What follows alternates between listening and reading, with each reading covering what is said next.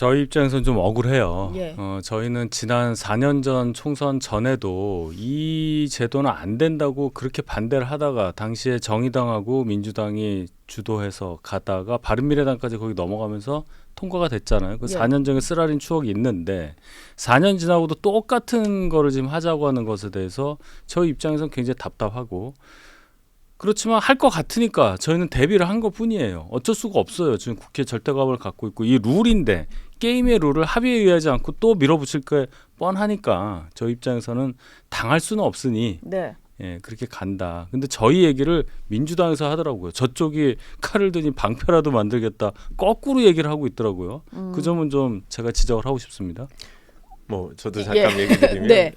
이게 요번에 저희가 연동형으로 법을 만든 게 아니잖아요. 말씀하신 대로 물론 2020년도에 이미 만들어져 있었던 거고. 네. 누가 만들었습니까?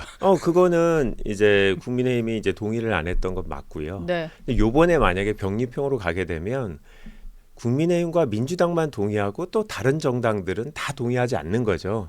그러니까 결국 만장일치가 되지 않는 순간이라면 결국은 있는 거를 그대로 갈 수밖에 없지 않냐라는 현실적인 선택도 한 거고요.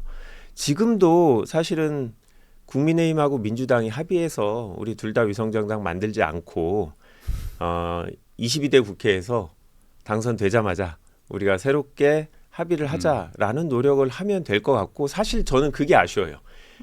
2020년에 당선되고 사실 저희가 여당이고 다수당이었으니까 네. 좀 더 적극적으로 주도해서 국민의힘과 이것저것 서로 협상을 하면서 어느 정도 타협점을 찾을 수 있었을 텐데 그 노력을 안 하고 4년을 보내다가 막판이 돼서야 이런 논의를 하는 게, 그건 내부적으로도 그 부분은 뭐 지금 지도부가 아니라 그 전 지도부들이 다 할 수 있었던 부분이 있지 않았나라는 내부 아쉬움들이 뭐 전해지고 있습니다. 근데 이게 네. 룰이 좀 복잡해서 그 보시는 분들도 내 표가 어떻게 좀 계산이 돼서 반영이 되는지는 좀 헷갈리실 것 같은데, 뭐 지난 총선 때도 좀 드러났지만 사실 거대 양당의 의석수는 별로 차이가 없었어요. 위성정당을 만들어 버리니까 이게 결과적으로 소수 정당의 뭐 진입을 위한 취지도 퇴색이 된 것 같고, 이번에도 마찬가지일 것 같거든요. 똑같아요. 예. 이번에는 캡도 안 씌웁니다. 그게 부칙돼서 있기 때문에 지난 총선에만 되니까 지난번 네. 30석 캡을 씌웠잖아요. 30석에 대해서만 준연동형 나눠주는 걸 하자는 거였는데 그것도 없어지기 때문에 네. 40석 전체에 다 한다. 근데 위성정당이 되면 별개의 정당이 되니까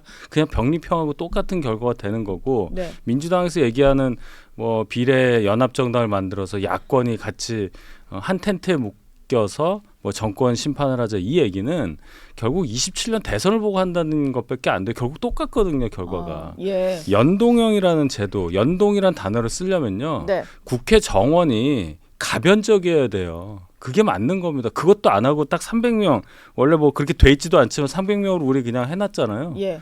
그걸 정해놓고서는 연동형이란 단어를 쓰는 것 자체가 어불성설인데, 그게 마치 대단한 진보적인 행보인 것처럼 얘기하면서 온갖 이 혼란을 불러일으키는 이재명 지도부 체제의 민주당이 저는 좀 한심하다, 이렇게 말씀드립니다. 한심하다. 일단 민주당은 통합형 비례정당을 만들겠다는 구상이고, 그 추진을 좀 맡을 사람으로 박홍근 의원을 또 임명을 했던데요. 궁금한 것이 그런 거예요. 그러니까 지금 당을 만들겠다고 하는 분들 중에 대표적인 분이, 좀 적극적인 분이 송영길 전 대표, 지금 구속 수감 중이신데 정치검찰 해체당을 만들겠다라고 하면서 비례정당 추진에 환영의 뜻을 밝힌 거 보면 이제 본인도 같이 하고 싶다, 이런 얘기인 것 같습니다. 근데 이렇게 송영길 전 대표라든지 조국 전 장관 이런 분들까지 좀 같이 할 건가?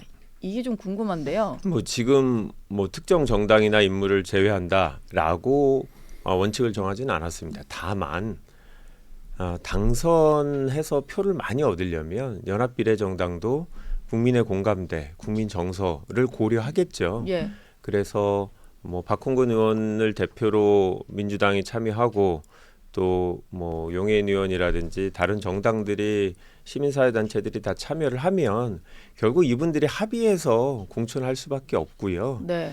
그렇기 때문에 본인들이 뭐 참여하고 싶어하는 세력들은 많겠지만 당선을 고려할 때 이제 과연 구속 수감돼 있는 분이 만드는 정당까지 과연 의석수가 배분될까? 네. 저 개인적으로는 뭐 어렵지 않을까라는 생각은 드는데 그건 제가 판단하는 건 아니고 그분들이 판단할 거고요. 저는 지난번 21대 총선하고 비슷한 부분이 분명히 있어요. 더불어시민당하고. 네. 근데 달라질 거라고 생각하는 건 그때는 대부분이 민주당으로 입당을 했어요. 두 분 빼고 예. 용해인하고 조정훈 의원 빼고.